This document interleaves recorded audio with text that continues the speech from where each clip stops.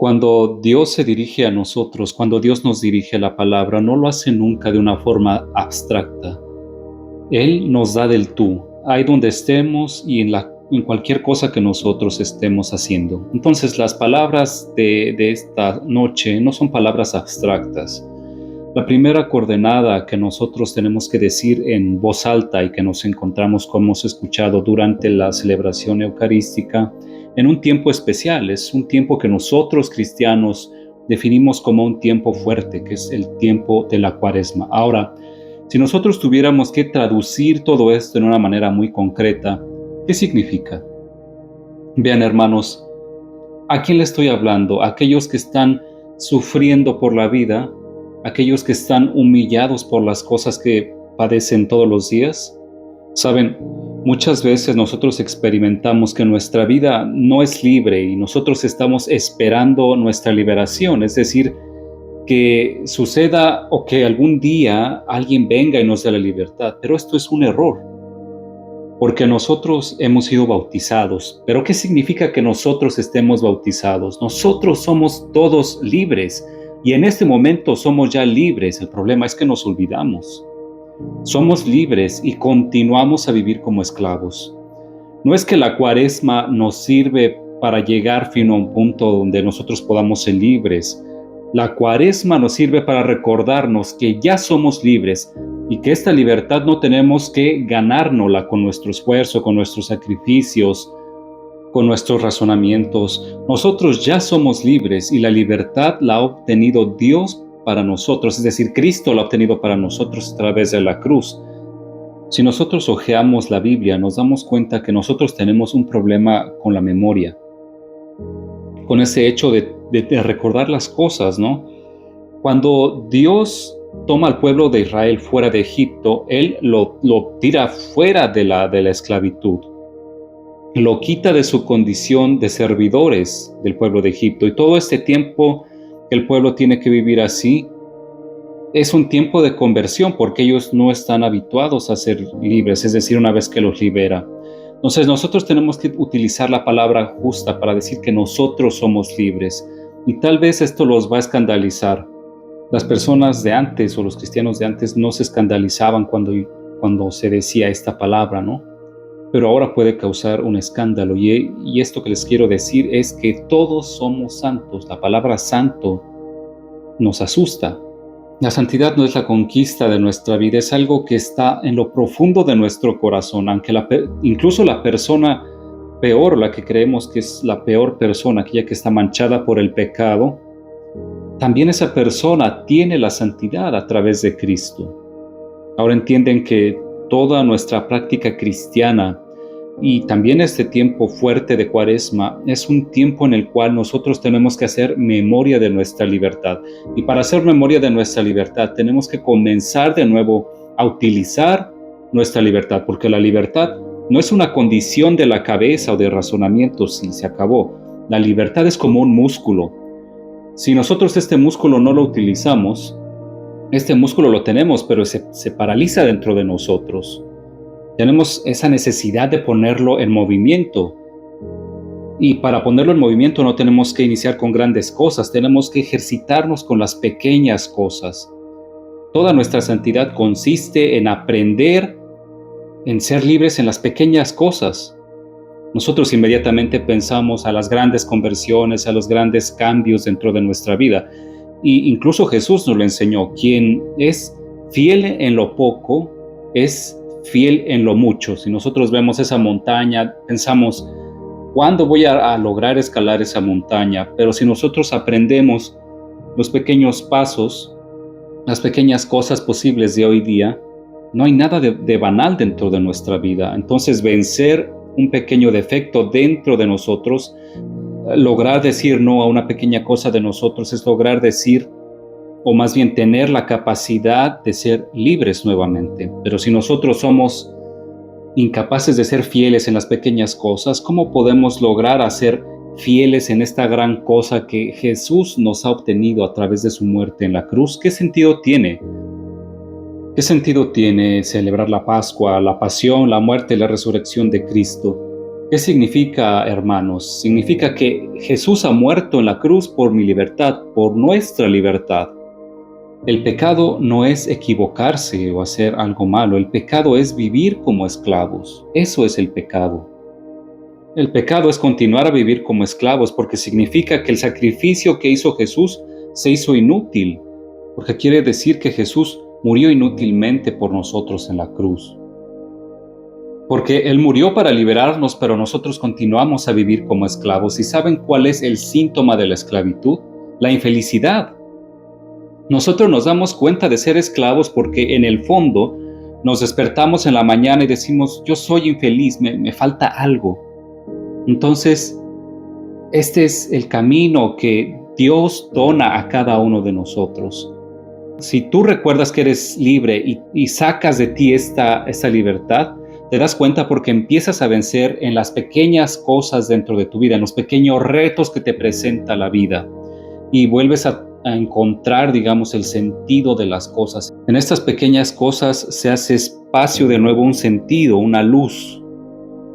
Tú pruebas nuevamente a sentir dentro de tu corazón la alegría, la paz, la humildad, el dominio.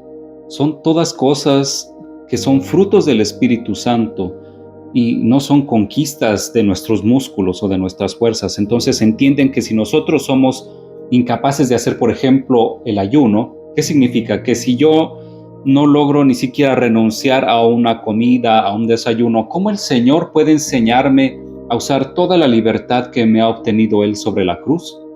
Si ni siquiera en las cosas más pequeñas logramos hacerlo. Por el contrario, nosotros hemos transformado estos gestos en un tipo de moneda, porque nosotros pensamos que Dios tiene necesidad de nuestros sacrificios y que nosotros le estamos de una cierta forma pagando con estas ofrendas que estamos haciendo a Él. Esa es una idea equivocada que nosotros tenemos, ¿no? El pensar que Dios nos va a dar algo bueno a través de esos pequeños sacrificios que nosotros hacemos en nuestra vida. Vean que la única cosa que da gloria a Dios es mi libertad. Si yo me comporto como hijo y como una persona libre, esto le da verdaderamente gloria a Dios. Y si yo sé vencer en las pequeñas cosas de mi vida, yo también lograré vencer cosas grandes, sucesos grandes en mi vida, por la gracia, porque yo soy hijo de Cristo, porque soy amado por Cristo, quien me ha liberado. Se pueden imaginar que el tiempo de la Cuaresma es realmente un tiempo de conversión. Ahora, traduzcamos esto, es un tiempo en que yo recuerdo que ya soy libre y comienzo nuevamente a usar mi libertad, porque cuando llegaré a la Pascua, viviré la Pascua no como un esclavo, sino como un resucitado, como un hijo, no como un esclavo, sino en pie de frente a este gran misterio, y podré dar testimonio de que la Pascua es verdadera. No porque hicimos una procesión o una celebración, es verdadera porque yo comienzo a vivir una vida completamente diferente. Tendremos también tiempo de convertirnos. El siguiente año tendremos nuevamente el año para convertirnos y tendremos más años de convertirnos, pero no tenemos que quitar el valor de la vida, porque lo único que tenemos, no sabemos cuánto tiempo lo vamos a tener en nuestra existencia. Preferimos emocionarnos, escuchar una palabra que tal vez toca nuestro corazón, pero dejamos nuestra vida intacta sin tomar decisiones importantes en nuestra vida. Vean que el problema fundamental es este. Únicamente las personas libres pueden tomar decisiones. Quien no es libre no puede decidir nada. Deciden los demás por ti. Deciden las circunstancias por ti. Deciden las condiciones por ti, pero nosotros no. Si permiten, yo quisiera decidir lo que hago en mi vida, porque Jesús me ha dado esta capacidad. Es Él el que me ha dado la posibilidad de poder ser libre de elegir lo que yo quiero. Nosotros a veces pensamos, nos tiene que suceder el hecho de que seamos felices, que nosotros tal vez por fortuna obtenemos una gracia, pero todo eso que nosotros enfrentamos en la vida lo tenemos que decidir. Yo decido la alegría, yo decido el amor, y quiere decir que yo saco de mí la libertad y la construyo día tras día como una posibilidad concreta a partir de aquello que yo logro hacer, y creciendo en todo esto voy a llegar a la meta. Si ustedes se fijan en la Biblia, se van a dar cuenta que cuando Jesús encuentra a sus discípulos, cuando Pedro estaba desilusionado por no haber pescado nada, se encuentra con las redes vacías, es ahí de frente a un gesto así importante que él se arrodilla y dice a Jesús: aléjate de mí porque soy un pecador. Pero Jesús no se aleja de él. Jesús le da una vocación y le dice: de este momento en adelante tú no vas a ser un pescador como los otros, tú vas a hacerte un pescador de hombres. Pero ¿ustedes creen que de frente a esta señal que le ha cambiado la vida, Pedro había entendido todo? Pues no. Él había apenas iniciado un camino. Entonces Pedro, conforme va creciendo en su fe, él también hace cosas inadecuadas. Tal vez da respuestas adecuadas, pero no las entiende. ¿Se acuerdan cuando dice: tú eres Cristo, el Hijo de Dios vivo? Y en un momento después, cuando Jesús le habla de la cruz, le dice: Pedro, no hables de estas cosas. Vean, el Evangelio nos cuenta de estos discípulos para decir a cada uno de nosotros que nuestra vida cristiana es un camino gradual en el cual poco a poco vamos creciendo en algo. Por lo tanto, debemos de tener paciencia y aceptar que transformarnos en santos a 20 años, a 30, 40, 50 o a 100 años es diferente. En cada estación de nuestra vida, en cada año de nuestra vida tiene su santidad, tiene algo de santidad, tiene sus decisiones, sus conversiones. Y nosotros no podemos cerrarnos en esta idea de decir: un día yo me voy a convertir, o decir por el contrario: no, yo no tengo más la fuerza de hacer esto. Disculpen si he iniciado clarificando este tiempo de Cuaresma, ¿no? Pero las palabras que les voy a decir en unos instantes no tendrían tanto sentido. Entonces, lo que les voy a decir a continuación, quiero que lo escuchen como hijos. Escuchen en profundidad, medítenlo. Eso que yo en este momento quiero compartirles en la forma más simple posible. No son palabras hermosas de alguien más, de alguien ajeno, sino es algo que está ya dentro de nosotros. Si nosotros excavamos y excavamos, la vamos a encontrar, esa cosa hermosa. Encontramos el fuego bajo las cenizas. Cuando tú encuentras esa flama, todo cambia. Porque ese fuego que está escondido dentro de ti puede iluminar, puede calentar, puede transformar nuestra vida en algo significativo, nuestro matrimonio, nuestras relaciones, nuestras amistades, nuestra vocación. Dios salva nuestra vida desde adentro, saca las cosas desde lo profundo de nuestro corazón. El poder de la fe es como un puñado de levadura que tiene la capacidad de fermentar la harina. No es algo de afuera, es algo que se mueve dentro de cada uno de nosotros. Entonces me gustaría en este momento ofrecerles así algo que les pueda ayudar a cada uno de ustedes a releer esa parte dentro de nosotros, dentro de ustedes. Por lo tanto, quiero compartirles esto para que entendamos qué es el perdón y por qué nosotros buscamos el perdón. Saben, cuando nosotros pensamos al perdón, siempre lo imaginamos como algo que está unido a los errores que hacemos. Si yo cometo un error, entonces tengo que pedir perdón por mis errores. Pero esto es únicamente una pequeña parte de la potencialidad del perdón. En realidad, el perdón es la capacidad de usar en profundidad la libertad que Dios ha obtenido al morir en la cruz. El perdón es Jesús que continúa a liberarme. Es decir, no es una libertad que Jesús me ha obtenido únicamente una vez, sino que es una libertad que continúa a operar dentro de mi vida. Es como decir, Jesús no se ha limitado a hacer un milagro solo en la vida de Pedro, sino que ha llenado la vida de Pedro de milagros, de experiencias de perdón, de experiencias de conversión, y lo ha hecho levantarse incluso cuando Pedro ha hecho cosas terribles y cuando lo ha traicionado y cuando lo ha negado. Él lo ha levantado. Le ha dado el perdón y la posibilidad de ser nuevamente libre. Y sienta las palabras que le dice Jesús a Pedro después de que le cuenta que lo va a negar 3 veces. Está llegando Satanás, Pedro, y él te va a tentar. Y tú, cuando te habrás arrepentido y cuando te habrás levantado, confirma a tus hermanos, ayuda a los demás.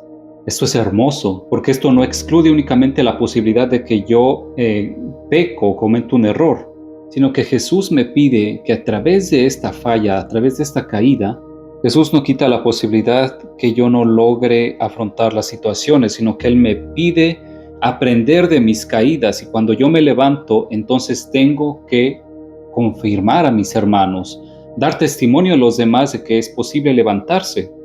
Pero valga la redundancia, iniciemos del principio. ¿Cuál es el verdadero problema del perdón? Es decir, ¿qué se esconde la cuestión del perdón que nosotros no logramos afrontar en profundidad? Saben, todos nosotros creemos de nacer y venir al mundo, imaginamos nuestra vida como un pedazo de papel blanco, y cada uno en esta hoja blanca escribe su historia. Nosotros pensamos que esta hoja blanca está escrito de nuestras elecciones, de nuestros errores o de las cosas hermosas que pasamos en la vida. Es decir, nosotros pensamos que somos los protagonistas de esta hoja blanca. Nosotros venimos al mundo, somos alguien indefenso y de repente a un cierto punto iniciamos a escribir sobre esta hoja, ¿no?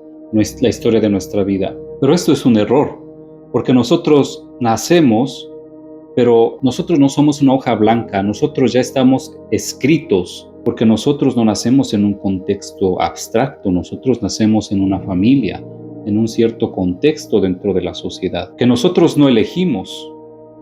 Nosotros venimos al mundo en una parte del mundo que nosotros no lo sabemos, no conocemos.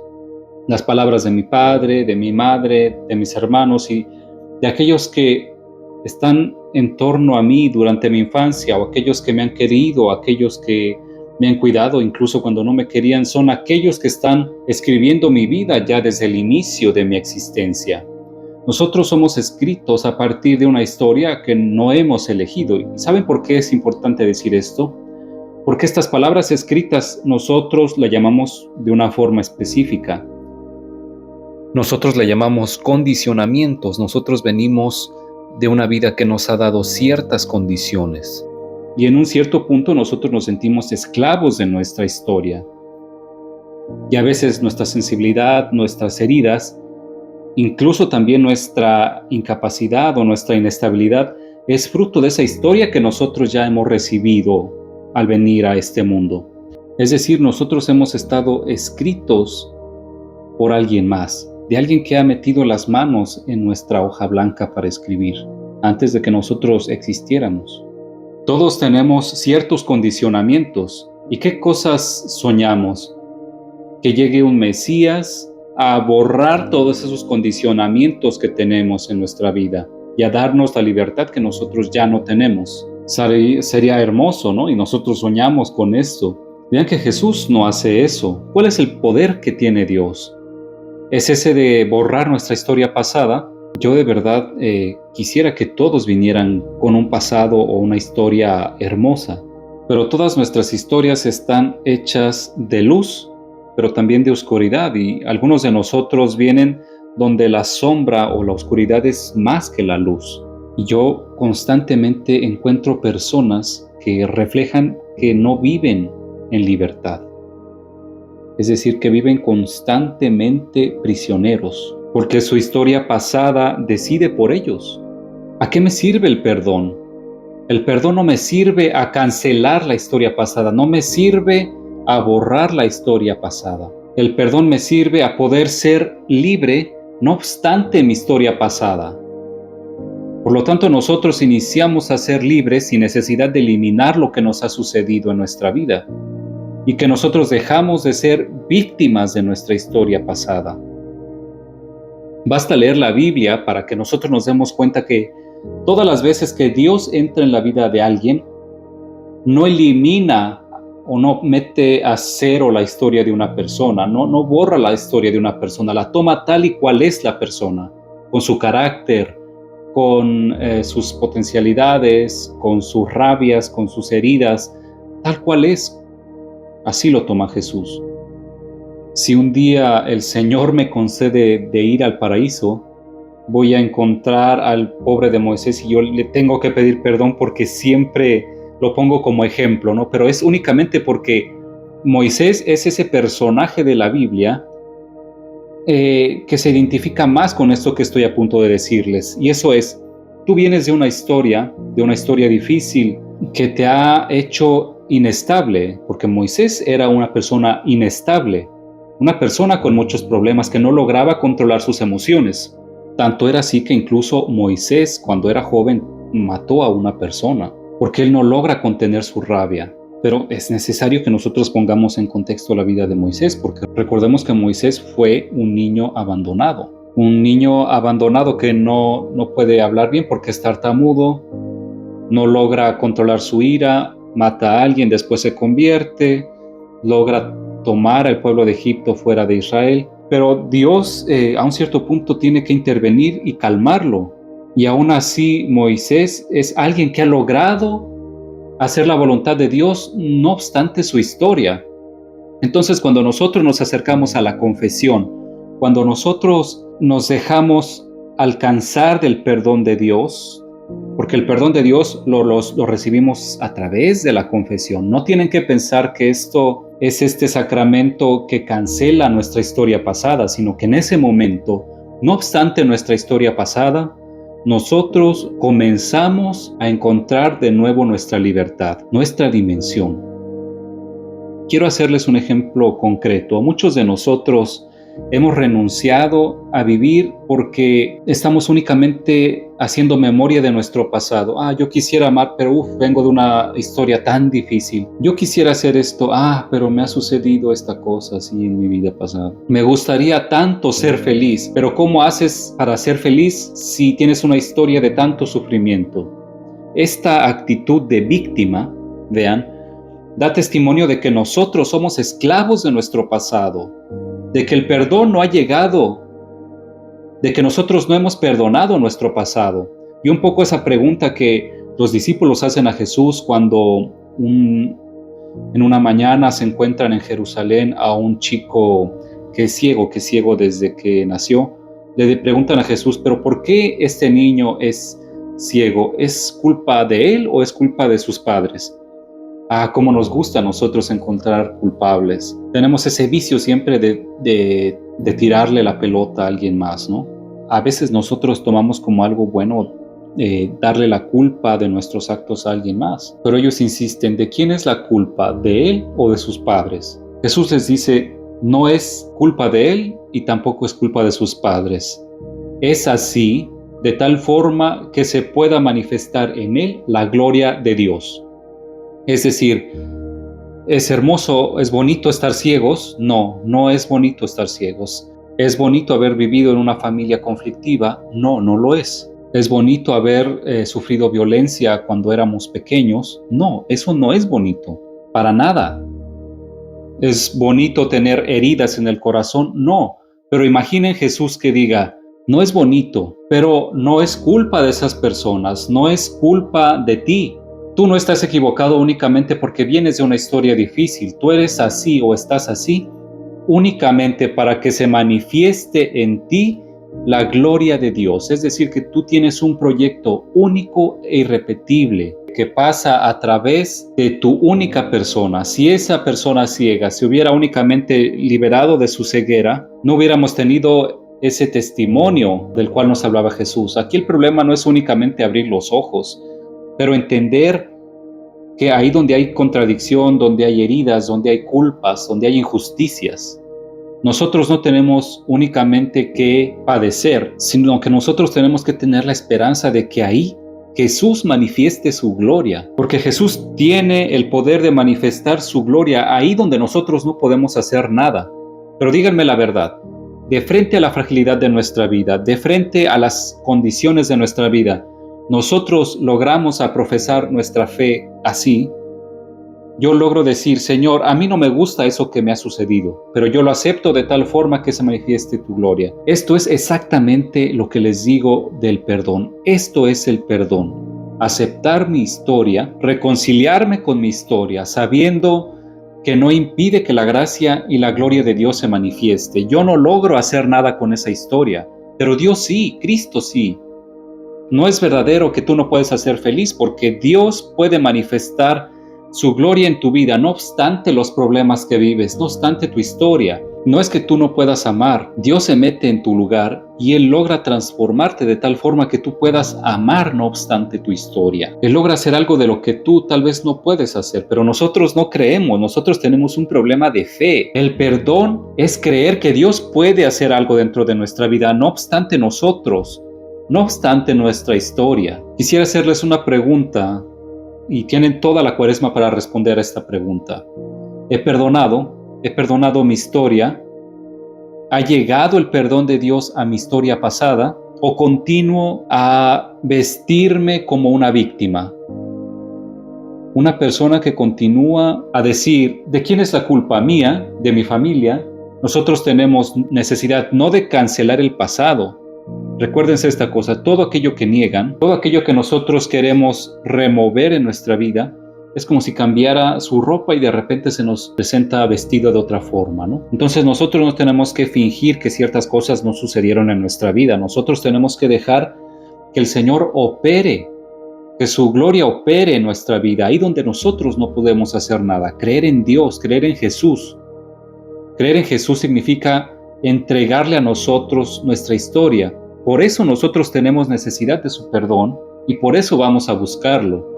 ¿Y cuántas veces nosotros tenemos que entregarle nuestra historia? ¿Una vez? ¿7 veces? 70 veces 7 nos diría Jesús. Es decir, hay momentos de nuestra vida en los cuales nosotros tenemos que regresar una y otra vez para decirle, se ha presentado nuevamente Egipto. Dame tu perdón. Estoy nuevamente en una situación difícil, pero ayúdame porque yo no quiero volver a ser esclavo. Dame nuevamente tu gracia para que yo logre ver tu gloria manifestarse en mi historia. Pero esto es únicamente el primer escalón del perdón. Hay una segunda condición escrita en esa hoja de nuestra vida, ¿no? Nosotros nacemos, pero no somos una hoja blanca. Los primeros a escribir en nuestra hoja de vida no somos nosotros, sino que son las personas que están en torno a nosotros. Y muchas veces condiciona nuestra vida, es decir, son condicionamientos para cada uno de nosotros, pero eso no significa que con estas condiciones nos quitan la libertad, únicamente nos dan una dirección en la cual nosotros tenemos que ir, algo sobre lo que nosotros tenemos que trabajar, en lo cual nosotros vamos a ver a Jesús operando a través de su gracia. El segundo condicionamiento, vean, es el espacio y el tiempo en el cual nosotros vivimos. Cómo hubiera sido bonito haber vivido 50 años, pero nosotros no estamos 50 años atrás, nosotros estamos aquí y ahora. Cómo hubiera sido hermoso vivir en el 2057, pero nosotros no estamos en el 2057, nosotros estamos en el 2025, en este tiempo. Muchas veces nosotros no logramos hacer paz con el hecho de que no se nos ha dado una historia más bonita en el pasado, en el futuro. Cada uno de nosotros tiene una vida más o menos larga, ¿no? Pero tiene un plazo de tiempo bien preciso. Mi vida, ¿cuántos hará? 5 años, 10 años, 100 años. Yo he hecho paz con el tiempo, es decir, ¿acepto de estar aquí? Ustedes van a decir, seguramente, sí, yo me he reconciliado con el tiempo, pero no, porque nosotros vivimos constantemente o con la nostalgia del pasado o con la preocupación del futuro, pero nunca logramos estar en el presente, no logramos vivir el presente. No hemos hecho llegar el perdón en este condicionamiento que se llama tiempo. Cuando una persona se ha reconciliado con el tiempo, cuando no tiene necesidad de la nostalgia del pasado y no tiene necesidad de escapar en el futuro, es decir, yo vivo en este tiempo. Yo encuentro personas que me dicen, pero ¿qué sentido tiene si yo ya tengo 30, 40 años? Y entonces, y son las mismas personas que cuando yo los encuentro 10 años después me dicen, padre, pero yo ya no tengo 30 años, ahora tengo 40 o 50. Entonces entienden que el tiempo es siempre un problema en nuestra vida. Nos parece que hemos llegado siempre tarde, ¿no? De que estamos viviendo un tiempo equivocado. Pero recuerden que nosotros estamos en el tiempo justo y este es el tiempo justo para nosotros. Nosotros no logramos vivir con pasión el presente porque pensamos que en el presente no hay alegría, no hay paz. Entonces nos refugiamos o atrás o adelante. Nosotros tenemos que Jesús nos dé su perdón. Si ustedes leen el Evangelio, se van a dar cuenta que el tiempo es siempre usado. Dice, al tiempo de Herodes, o dice, Jesús murió en el tiempo de Poncio Pilato. Es decir, en un tiempo preciso suceden cosas. Cada uno tiene, digamos, coordenadas temporales. Ahora yo les digo, cuando nosotros nos iremos de este mundo, ¿qué vamos a dejar a los demás? ¿Hemos tomado en serio nuestro tiempo o estamos viviendo nuestro tiempo distraídos? Yo no veo gente con pasión, yo no veo más gente apasionada, veo gente que sobrevive únicamente, veo gente que vive alienada, enajenada. Nosotros vivimos en una sociedad donde encontramos estratégicamente un mundo en el cual se pueda vivir 100 años, 130 años, pero al final vamos a morir, amigos. La pregunta no es si vamos a morir, sino cómo estamos viviendo ahora. Y esa es la pregunta más importante, porque seguro que nosotros vamos a morir un día. Pero yo tendría que preguntarme, ¿nosotros vivimos el presente? ¿Damos gracias por lo que tenemos ahora? Y después el segundo condicionamiento siempre al interno de esta segunda parte es el espacio. Nacer en Alaska o en Roma o en México o en Colombia, muchas veces es un condicionamiento. A veces un condicionamiento de hermosura, de cosas bonitas, a veces un condicionamiento negativo. Pero nosotros no podemos depender nuestra vida del lugar donde hemos nacido. ¿Puede el destino de una persona ser escrito únicamente por una ciudad, de un lugar, de un país? ¿Dónde está la libertad del Hijo de Dios? Porque no obstante que nosotros hemos vivido en un infierno, en una ciudad peligrosa o en el lugar donde estemos, nosotros podemos hacernos santos incluso en esos lugares. A mí realmente me pone triste cuando a veces me dicen, tú ten cuidado porque en Roma no puedes andar a tal o cual parte, es peligroso. Entonces yo me pregunto, ¿cómo se puede hacer uno santo en una ciudad o en un país donde hay violencia, donde hay drogadicción, donde hay guerra? ¿Se puede hacer santo uno ahí? Sí, sí se puede, porque si hay un cristiano, hay alguien que tiene libertad en cualquier lugar, no únicamente en un lugar específico. Pero nosotros creemos esto. Nosotros tenemos necesidad de perdón porque no tenemos que reconciliarnos únicamente con el tiempo, sino que tenemos que reconciliarnos también con el espacio. Nuestros chicos, nuestros jóvenes crecen en nuestros países y después sueñan de irse lejos, a encontrar un trabajo, etc. ¿Nosotros podemos impedir este sueño? No, absolutamente no. Pero la pregunta es, nosotros que estamos aquí, nosotros que estamos en un lugar o una ciudad o un país determinado, ¿cómo estamos cambiando este lugar? ¿Cómo lo estoy llamando? Ustedes que son de esta comunidad, que viven en esta parroquia, entienden que este territorio no es un caso, sino que es una ocasión. No es únicamente una casualidad que nosotros vivamos ahí. No es que tenga que venir necesariamente alguien para cambiar las condiciones de vida que tengo, sino que es ahí, en el lugar donde estoy. Y si como ser santo significa dejar una marca, ¿qué marca estoy dejando yo? La basura por las calles, esa es la marca que yo estoy dejando.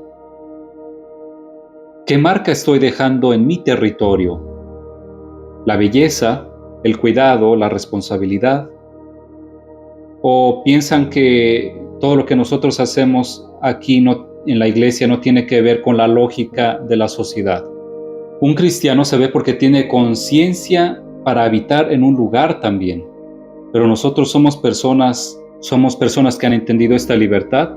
Si yo veo mi territorio, ¿es un territorio que ha encontrado el perdón, la reconciliación, o es un lugar herido? Es una pregunta, pero es una pregunta seria que nosotros tenemos que hacernos, porque somos cristianos y no podemos banalizar la libertad que Dios ha obtenido para nosotros en la cruz. Y después finalmente nosotros estamos a la tercera y última etapa de nuestra libertad. Eso es el condicionamiento de aquello que hemos hecho. Yo les deseo que no tengan nunca estos pensamientos. Si yo pudiera cancelar los errores que he hecho en mi vida, los eliminaría, los borraría. Sería hermoso, ¿no? Sería bonito cancelar o eliminar cosas feas en mi vida. Pero hay cosas que son irreversibles. El agua o la leche derramada no se puede meter nuevamente en el vaso. Hay cosas que no se pueden ajustar nuevamente. Y todos hacemos en la vida cosas que ya no tienen remedio. Todos nos hemos manchado con cosas que ya no podemos ajustar. Entonces, ¿qué es el perdón? Es uno que viene a ajustar los errores que tú has hecho, a remediar los problemas que tú has hecho. ¿Qué es el perdón? Es darnos cuenta que nosotros somos más que la historia, vamos más allá de la historia que hemos escrito. Ese es el motivo por el cual Jesús no tiene miedo de llamar a personajes como Mateo, por ejemplo. Ustedes saben que Mateo en el Evangelio se llama Levi. ¿Saben quién es este Levi del cual nos habla el Evangelio? Es un coleccionista, es alguien que es uno de esos que cobran los impuestos y que exprimían prácticamente a la gente pobre únicamente para tomar los impuestos. Era alguien del pueblo que se había vendido a los romanos y que hacía negocios con estas personas, ¿no? Y cuando Jesús lo encuentra, no lo encuentra en el templo a decir mea culpa, mea máxima culpa, ¿no? Él lo encuentra prácticamente sobre una banca a contar el dinero. ¿Qué se puede hacer con una persona que ha actuado así? Una persona que ha perdido, digamos, la cara haciendo este tipo de cosas. ¿Ustedes tendrían confianza de un hombre que ha traicionado? Ustedes no, pero Jesús sí. ¿Y por qué el Evangelio nos cuenta esta historia? Porque todos nosotros podemos estar en la condición de Mateo. Todos nosotros pudimos haber hecho cosas equivocadas, pero esto no significa que Jesús nos ha dejado de amar o que Jesús ha dejado de escribir un proyecto para nosotros. ¿Cómo se entiende el perdón? De la llamada prácticamente. Jesús no va con Levi y le dice, yo te perdono, sino que Jesús va y le dice, ven, sígueme. Eso quiere decir que le está diciendo a este chico, tú aún tienes un futuro, no obstante todo lo que tú hayas hecho. Tú todavía tienes una historia delante de ti, sin importar lo que hayas hecho en el pasado. También nosotros conocemos esta maravillosa historia de un hombre que el Evangelio lo coloca un poco antes de que Jesús entre a Jerusalén a cumplir su pasión, muerte y resurrección.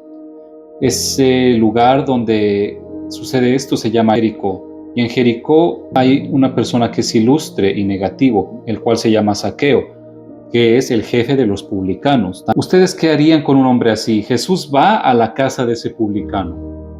Es como si él quisiera decir, sí, tú has cometido errores, te has equivocado mucho, pero yo no he dejado de amarte. Yo no he dejado de tener un proyecto para ti. Entonces nosotros no podemos tomar nuestros errores como esa excusa que nos dice, pues ya que qué más da, ¿no? No, no es así. Si el Evangelio nos cuenta que a pesar de que una parte de nosotros se ha manchado, incluso si hemos hecho algo grave como robar, matar, incluso cuando hacemos estas cosas que el mismo Jesús encontró con las personas que estaban crucificadas a costado suyo, y uno de esos hombres que estaba al costado de Jesús reconoce que él está ahí justamente por los pecados que ha cometido, por sus errores. Y él no estaba ahí por un error jurídico. En ese momento, él se da cuenta de que ha cometido un pecado, de que se ha equivocado. En el último momento de su vida, y ahí reconoce a Cristo y se da cuenta que él le puede dar algo más. Y le dice a Jesús, acuérdate de mí.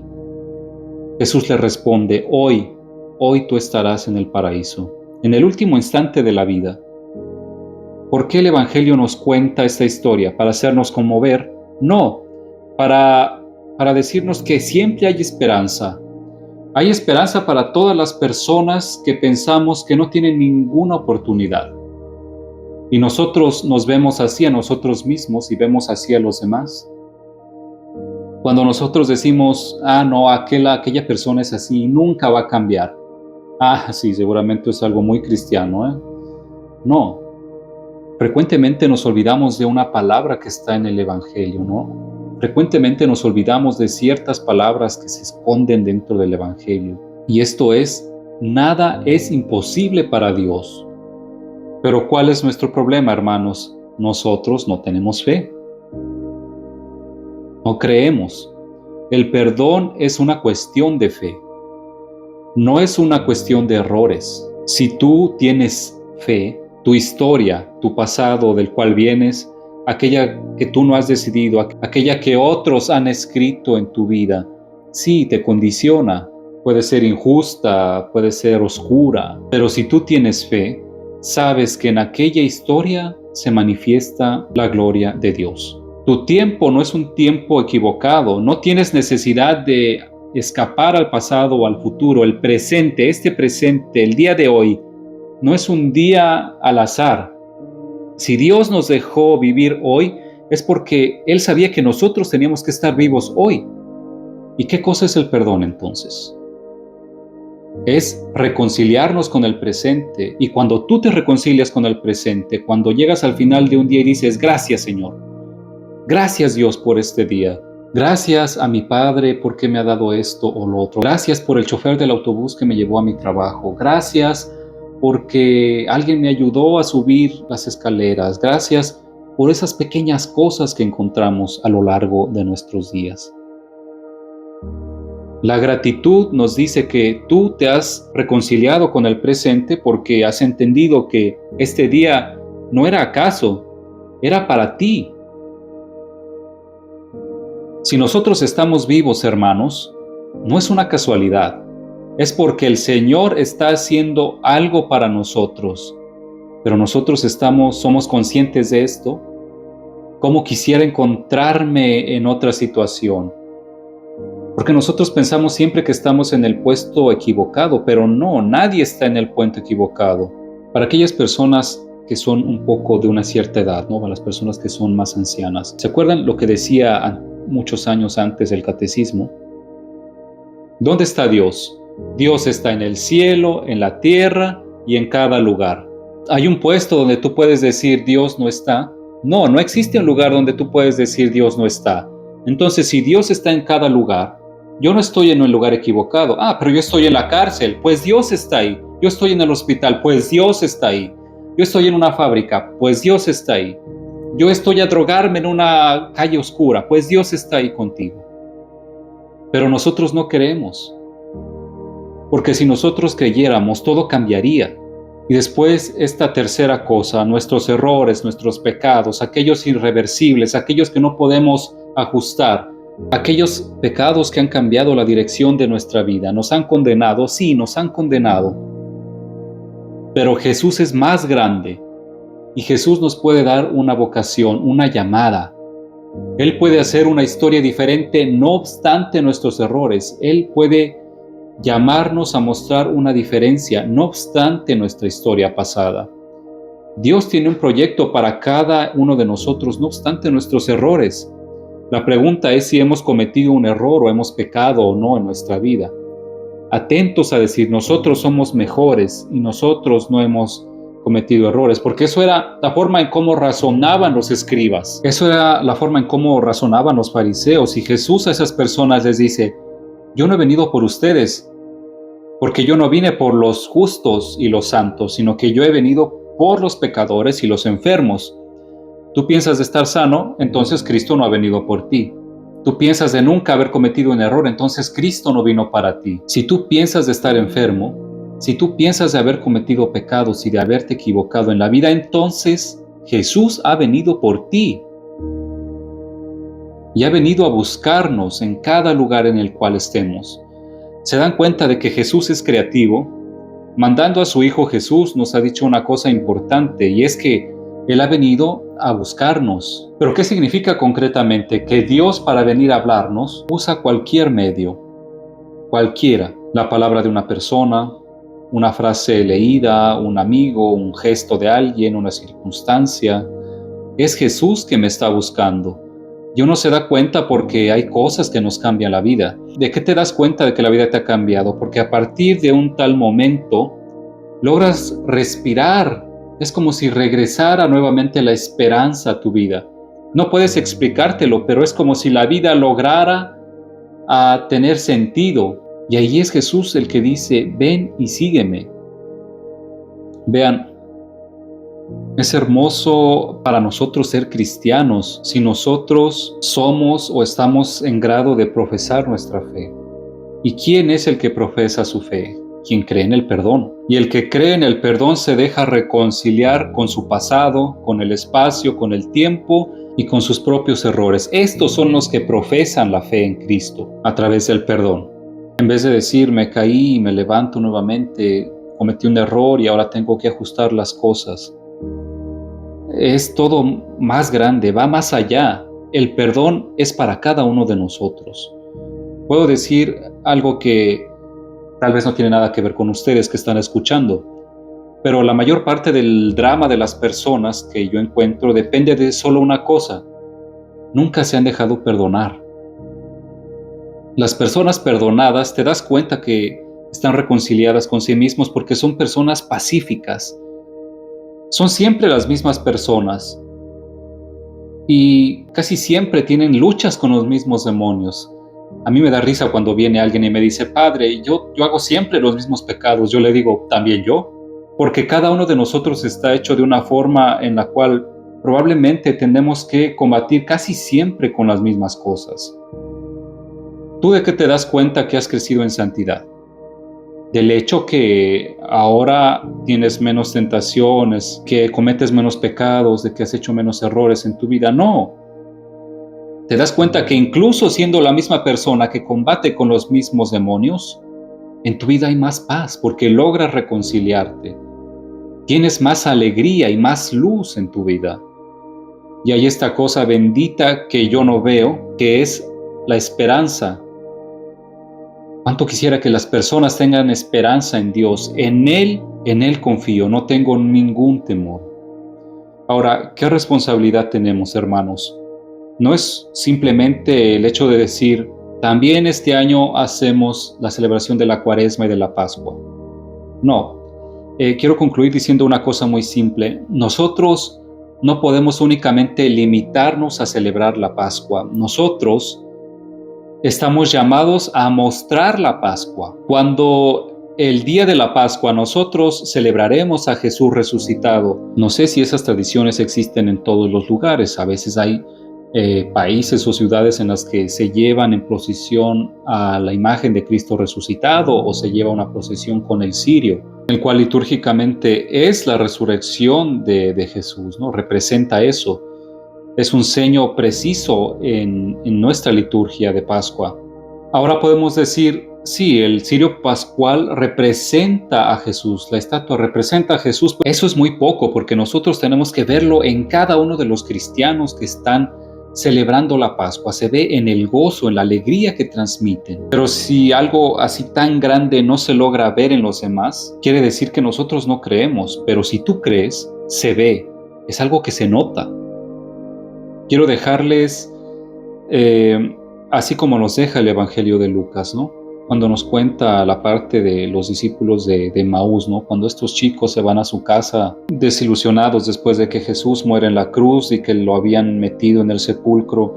Había chismes, ¿no? De que alguna noticia de que sucedían cosas, pero los jóvenes se van a casa y mientras se van a casa en el día de Pascua, ellos no sabían que era el día de la Pascua. Es decir, la noche de Pascua, ¿no? Jesús en persona se les aparece, les habla y decían entre ellos, ¿no sentías algo dentro de tu corazón cuando este hombre nos hablaba mientras estaba con nosotros? Y ellos decían, sí lo he sentido.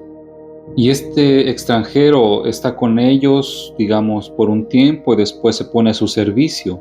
Digamos que estos discípulos de Emaús se encontraban también por camino, estaban caminando, después se encuentran en un lugar donde podían descansar, comer algo. De repente es como si se encontraran con un autogrill, ¿no? Como esos lugares donde se puede detener, comprar algo y descansar. Es como si Jesús en ese momento se encuentra con los discípulos de Emaús, compra un pan y lo comparte con ellos. Ellos ven este gesto y es ahí donde entienden que es Jesús. Es ahí donde se dan cuenta que es Jesús. pero luego ya no lo ven. Sin embargo, a partir de ese momento, ellos se llenaron de la alegría de Cristo y fueron a contar a todos lo que habían visto. Primero ellos se regresaron a su casa o iban en camino hacia su casa, desesperanzados, desilusionados por la muerte de Cristo, pero luego tienen este encuentro con Cristo. Regresa a ellos la alegría, la gloria, y se van a compartir esto con los demás. Se regresan a dar testimonio de Cristo. Hubiera sido algo espectacular que, por ejemplo, el Evangelio de San Lucas nos hubiera contado que cuando los discípulos de Emaús vinieron a contarle a los 12 apóstoles de Jesús que lo habían visto y que estaba resucitado, que los apóstoles de Jesús hubieran respondido: ¡ah, qué hermoso! Nosotros sabíamos que esto iba a pasar, qué bueno que el Señor haya resucitado. Pero no fue así. Los apóstoles de Cristo no les creen. Los apóstoles de Cristo no les creen a los discípulos de Emaús y piensan que están diciendo mentiras. Es difícil para ellos creer que alguien ha visto a Jesús resucitado, pero no se puede hacer menos. A nosotros no nos interesa si nos creen. Nosotros tenemos que dar testimonio de la resurrección de Cristo. Yo de verdad les deseo que seamos más afortunados que los discípulos de Emaús. Es decir, que cuando ustedes den testimonio de Cristo resucitado, les crean, para que así la libertad y el perdón de Dios pueda llegar también a la vida de los demás. Es hermoso que nosotros podamos decir a las personas: tú no eres tu historia. Es hermoso que nosotros podamos decir: no te cierres en tu pasado. Es hermoso que nosotros le digamos a las personas: tu destino no depende del pasado o del futuro o del lugar donde vives. Es hermoso que nosotros podamos decir: tu vida no depende de tus errores. Déjate perdonar. Y si te dejas perdonar, vas a ver que Dios manifiesta su gloria en ti. ¿Cuál es el fruto más grande de la gloria de Dios?